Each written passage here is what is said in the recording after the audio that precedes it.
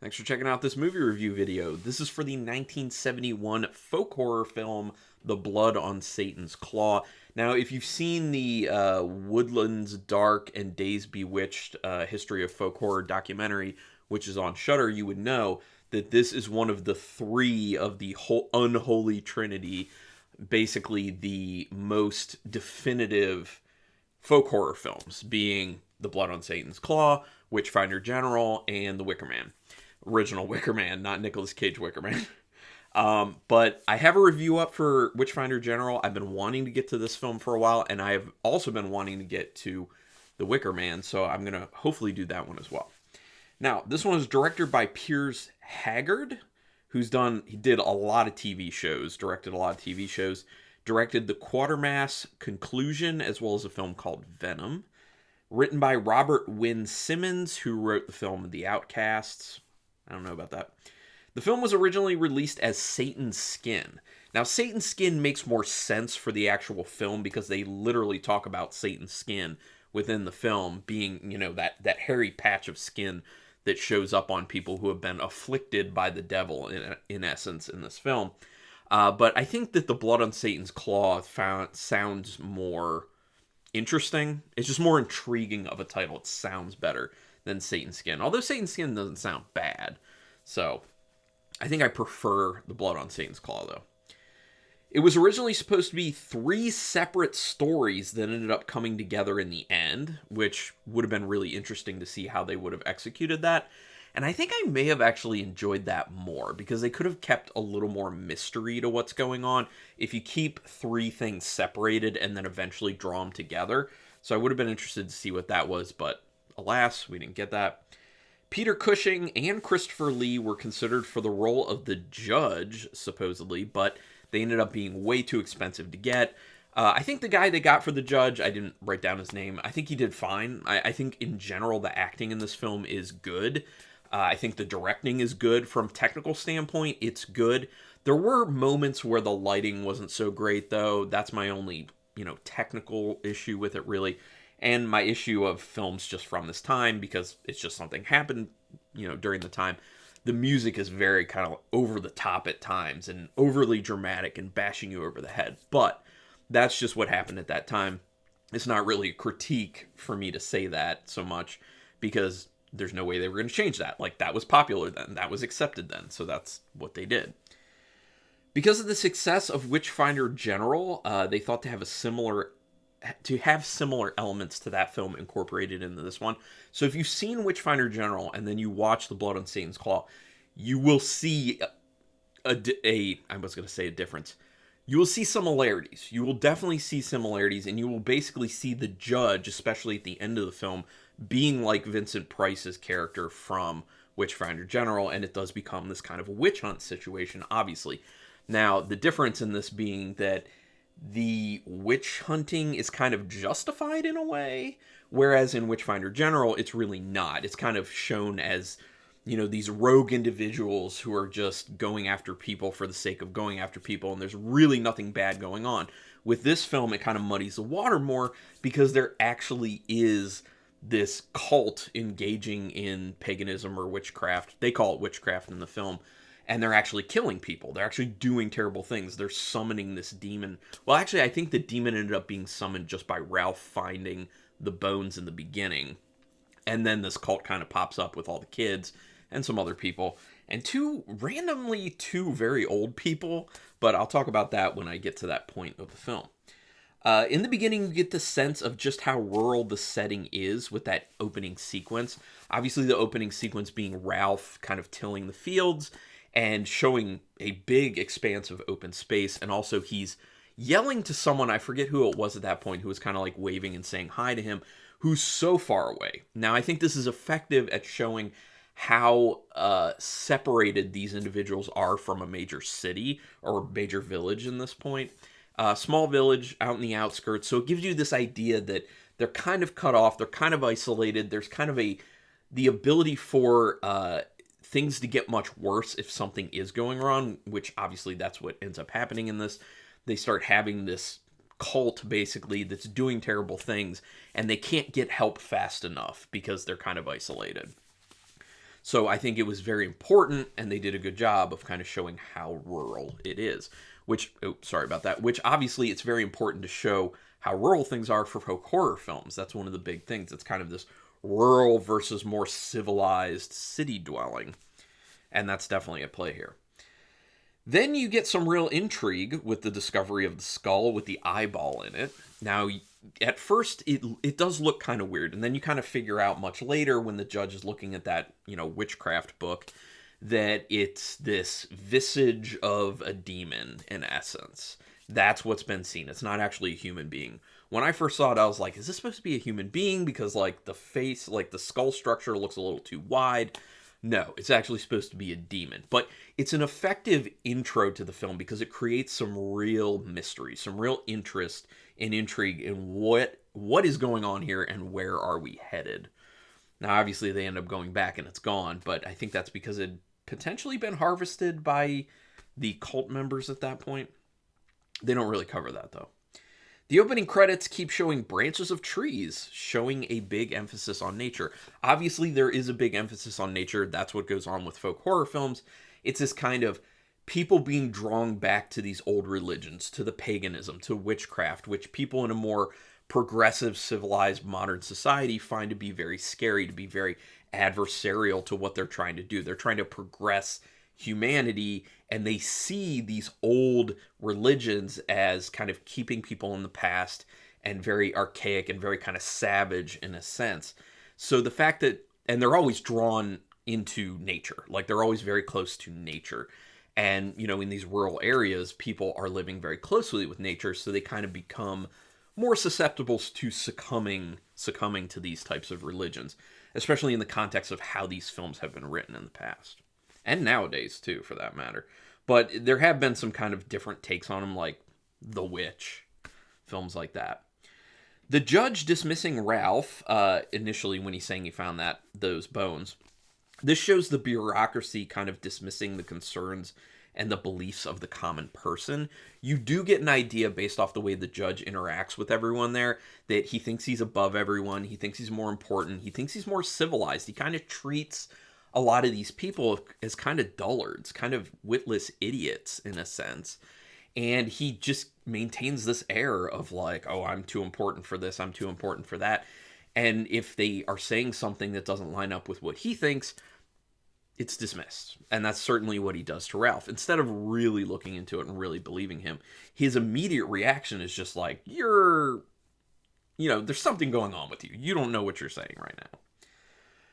The camera ends up focusing so much on the snake in the beginning that the Reverend finds and is holding that you get the idea that this is kind of a foreshadowing of the presence of evil. Obviously, because of biblical times, there's this tie-in between snakes and evil, and I think that's what they were trying to do, especially with how focused they were on that snake, which was probably too focused, in my opinion. There is such a thing as, beating you over the head too much with these hints, and that was kind of one of them. They showed the snake so often. So I think it showed that the Reverend was about to be tangling with a serpent, with something evil. And he is, because he ends up dealing with the majority of this, cult that pops up in these kids that he's trying to teach. Things turned very quickly with Ralph's lady friend. I didn't even catch her name. She seemed normal, and all of a sudden she's freaking out and screaming as she gets violent. That's when she ends up being put into... no, I'm sorry, that wasn't Ralph, that was Peter. That's when she ends up being put into Peter's dead uncle's room. And then I guess she sees something, you see some kind of noises and it's kind of dark in there, but you don't actually, see anything going on until Peter decides he's going to stay in there, which I think was kind of a way of him to kind of, reconnect to this girl because she had slept in there last. I think he was kind of trying to, smell her odor that was still there after she'd been taken away to the nut house, basically. So, yeah. But her 0 to 60 on, the crazy quotient was fast. I mean, it was fast. And I think they did that as a way to show you how it's evil and it's not actually some sort of mental lapse that she's having or mental issues she's having. It's literally evil that has quickly afflicted her and just turned her bad. With the music and camera shots of the kids when they get caught with the bag of trinkets, it's indicating something is amiss, more than just mischievous kids. And that has to do with when the Reverend they're passing like the little bag behind their backs. The Reverend finally catches them and is kind of like, you shouldn't be messing with this stuff. You shouldn't have this stuff. With the music and the way they shoot it and the way the kids are acting, like, you definitely get the idea as an audience member that something sinister is afoot and that there's really actually something off with these kids in particular. And obviously you find that out later. Weird scene when the clawed hand grabs Peter by the arm from the floorboard where his dead uncle was. It's weird because, first of all, you're not expecting it, and the arm just kind of like grabs him, and that's when he gets clawed. And I'm assuming that's why he eventually ends up getting the devil's skin on him, which they reveal much later. But it kind of feels like it comes out of nowhere, and it's kind of like, where is this arm coming from? Because he's in the attic, basically. Like, that's the level of the house. But, it's not about that. It's about something kind of supernatural and grabbing him. So it was kind of a weird, crazy scene, but had impact. The picture the judge sees in the book of witchcraft is supposed to be what Peter found in the beginning. Yeah, I already talked about that. As soon as the judge says the evil should be allowed to grow to be fully revealed, you're thinking, no, that's a bad idea. Yeah, when he kind of when the judge consults with the doctor, who then brings out that book of witchcraft, they start talking about potentially what's going on, and that has to do with being tied into Peter's aunt. What happened to Peter, what he experienced in his dead uncle's room, but then also what happened to the aunt after she had gone in there with the girl who was with Peter, and then she got clawed, and then she ends up dying from that. So they're kind of like, what's going on here? So they're looking at witchcraft. And then that's when the judge is basically like, I think we just kind of let this go, let it develop, and then the true issue, the true evil, will fully reveal itself. Then we know what we're dealing with, then we can handle it. But as an audience member, you're like, why would you let this get worse? But I think it kind of shows to what degree the judge views these people as kind of expendable, as kind of beneath him, as kind of just not as important as him, and just like, we'll let the evil come about. People will die in the meantime, and then I'll deal with it. I'll swoop in and be the savior of this village, which is what ends up happening, basically. And fun and games turn to murder when Mark gets strangled. That is a crazy scene when he gets lured into this grouping of the kids in the woods, and he's blindfolded, and he's like, it looks like he's just like playing this game, but something else is going on, because it's already been revealed that these kids are suspicious. And then they have this kind of very dark, messed up music that's playing while he's, playing this game. And then all of a sudden the rope goes around him and he gets strangled. And you're just like, okay, things just escalated. Things definitely escalated. When the one kid basically leads Mark's mother to the body of Mark, and you get the idea that evil is actually at play at this point. Because why would he show himself and implicate himself in the murder? Like, he literally tells the mother, oh, did you, something about putting Mark in the barn. And then she goes and finds him dead there. So if he was involved with that, and he was involved with that, why would he, in his right mind, show his face and tell her that, which basically leads her to a body, because that implicates him in the murder. So you get the idea, because of that, he's basically kind of possessed. He's under the powers of, we don't know at this point, is it Satan himself? Is it the demon that's there? Or is it Angel, who's like the head of this cult? She's kind of like the high priestess of this cult of witchcraft. Well, I guess in that essence, she'd be a witch, or like the head witch. Oh man, Angel trying to seduce the Reverend is something I did not see coming. It is very uncomfortable too, because she's a kid and he's an adult. So right off the bat, like, that's an uncomfortable scene for that reason. And then you just throw in like how creepy she acts too, and you're just like, ooh, this is tough. And then she ends up using that later and turning things around and being like, oh, he told me to take my clothes off and he was getting handsy with me, basically. So then all of a sudden they start looking at him as being the evil, which is, was a smart diversionary tactic by Angel to get them off the trail of this group that she's running, this cult that she's running. But that scene I did not see coming. I was like, crazy. Angel's stare is effectively unsettling. That's another thing that really needs to be talked about. They cast her character well. That actress did a really good job, but also just the way she can like stare and how they frame her face is just unsettling. You see it most when they're at the funeral. I think it's a funeral for Mark, and she's just like staring at people, and they're like really focusing on her face. It's like when Kathy is led to the woods and all the kids jump out, you can tell there's a cult, and she's probably gonna be a sacrifice. You can tell, like, this is the group coming together. There's something messed up going on, and she's probably gonna die. You just get that sense, especially after what happened to Mark. You're like, here we go. Also, why are there randomly 2 old people? Because, yeah, the group jumps out. They're like, oh, come play this game with us, and they take her with them. And then it's all these kids, basically, kids to, like, teenagers. And then the last 2 people following this group are these elderly people, literally elderly people, who are just, like, cackling. And it's just like, who are they?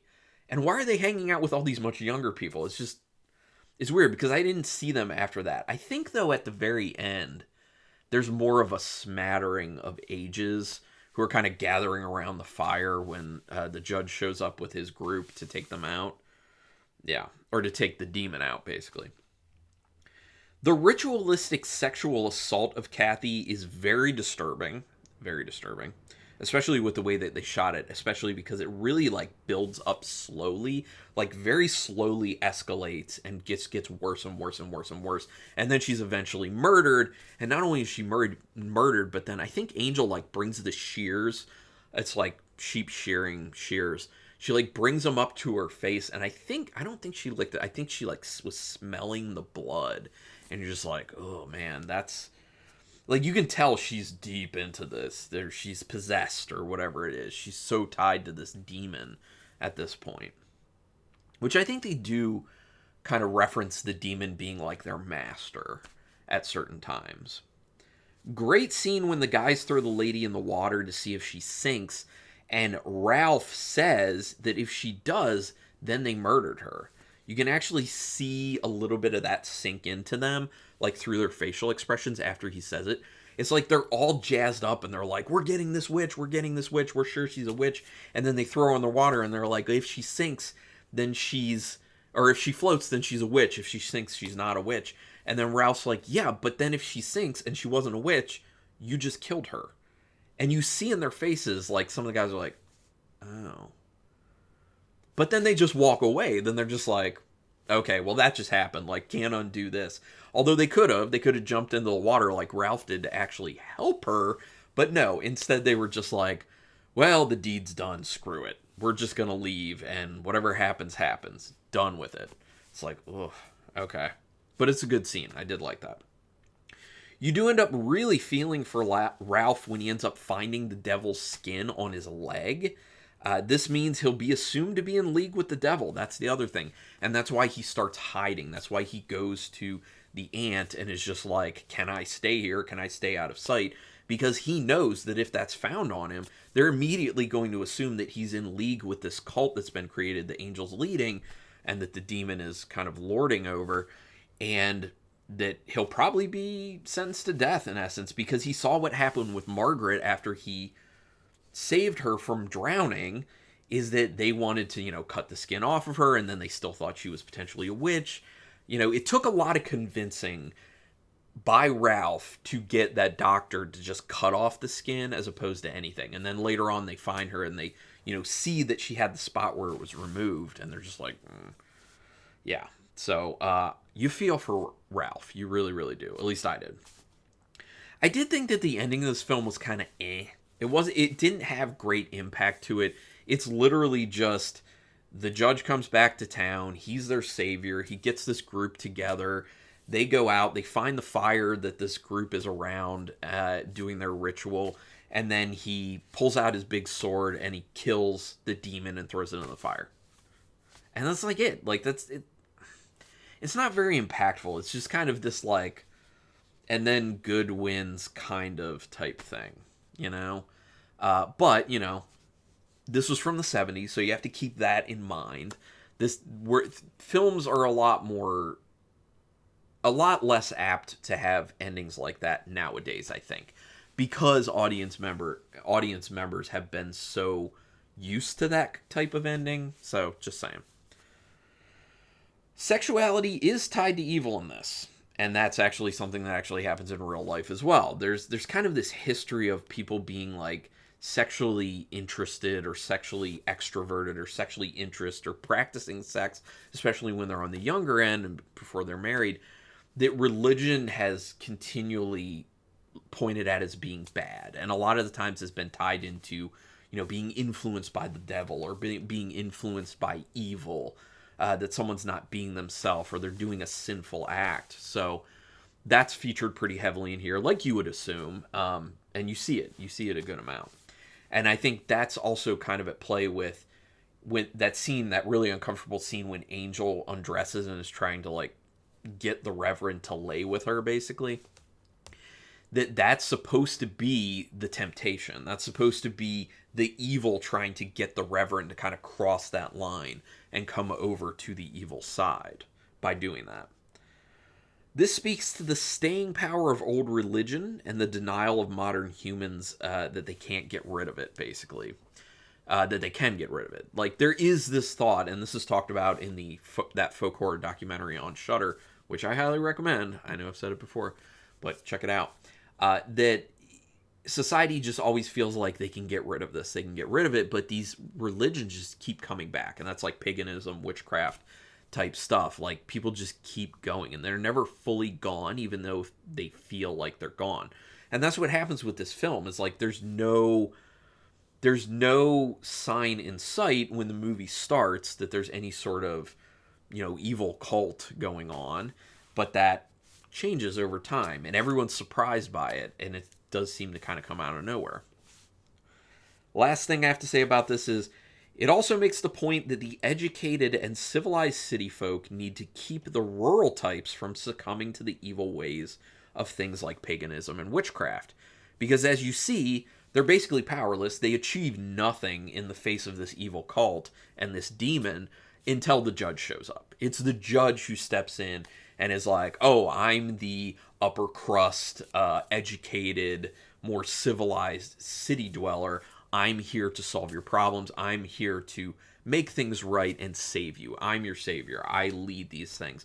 And that goes back to one of the main things in folk horror, like they say in that documentary I keep referencing, rightfully so, that basically there's this divide between city and rural folk and how they live so differently, and city tends to believe that, moving forward with modernity and with, civilizing society is kind of the right thing to do, and any of these kind of older religions and older ways of doing things and older thoughts are kind of antiquated and uncivilized and more savage. So that's definitely seen in this film, and I think probably is one of the things that really points to why it's part of this unholy trinity of these folk horror films.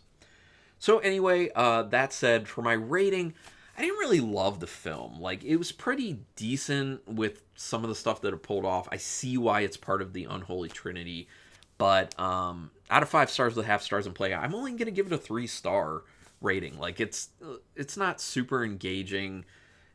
I don't know. Like, fine for the time, I guess, but yeah, I mean, just 3 stars for me.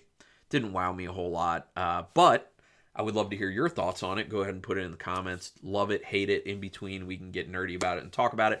Also, are there some folk horror films that you really recommend that I should be checking out? Because I'm definitely down to do that. Also, do me a quick favor, hit subscribe if you haven't already. If you have, you are awesome, and I thank you. If you haven't, please do so, because that is your way to repay me if you like this video or any video I've ever done. I don't make money doing this at this point, so literally my payment is in the form of, getting inspired by people, by seeing these new subscribers and being like, there are people who are enjoying what I'm doing, so thank you. And that really does boost my spirit, keep me motivated, and it keeps me putting these out. So regardless, though, I really do thank you for taking your time to check this video out, and until next time, keep it brutal.